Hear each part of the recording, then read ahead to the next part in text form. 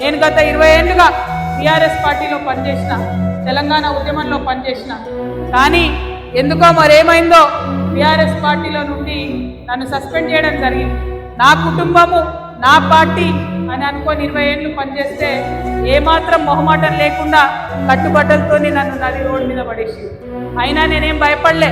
నేను ఒకటే అనుకున్నా, ఆనాడు తెలంగాణ ఉద్యమంలో నడి రోడ్డు మీద ఉండే పనిచేసినాం, మళ్ళా కొత్త ఉద్యమం చేస్తాం, మా ఆడపిల్లల హక్కుల కోసం చేస్తాం, మా పేదవాళ్ళ హక్కుల కోసం చేస్తాం, మాకు రావాల్సిన ఇండ్ల కోసం చేస్తాం, మా పిల్లల కోసం రావాల్సిన ఉద్యోగాల కోసం చేస్తాం. అందుకే ముందుకొచ్చి ఇవాళ పనిచేస్తూ ఉన్నా. చాలా మంది అన్నారు, మరి అంత పెద్ద పార్టీ నీడలేదు, ఏం చేస్తావు నువ్వు అని అన్నారు. నేను ఒకటే అన్నా, ఆడబిడ్డలు తలుచుకుంటే ఏదైనా చేస్తాను. నేను చేసేది తప్పు కాదు, చేసే పోరాటం పేద ప్రజల కోసం. కాబట్టి నేను ముందుకే పోతా, వెనక్కు పోను అని చెప్పి పంతం బట్టి ముందుకు పోతున్నాను. మరి అంత పెద్ద తండ్రి నీడలేదు ఇవాళ నా మీద, కానీ నా మీద నా తెలంగాణ ఆడపిల్లల నీడ ఉంది అని చెప్పి నేను బలంగా నమ్మి ముందుకు వెళ్తా ఉన్నాను. ఇది ఓట్ల పోరాటం కాదు, సీట్ల ఆరాటం కాదు. సమస్యలను ఎవరు అడుగుతలేరు. ఇవ్వాలి ఓట్లుంటే అన్ని పార్టీలలో వస్తారు, ఓట్లు లేనప్పుడు ఎవరు కనబడరు.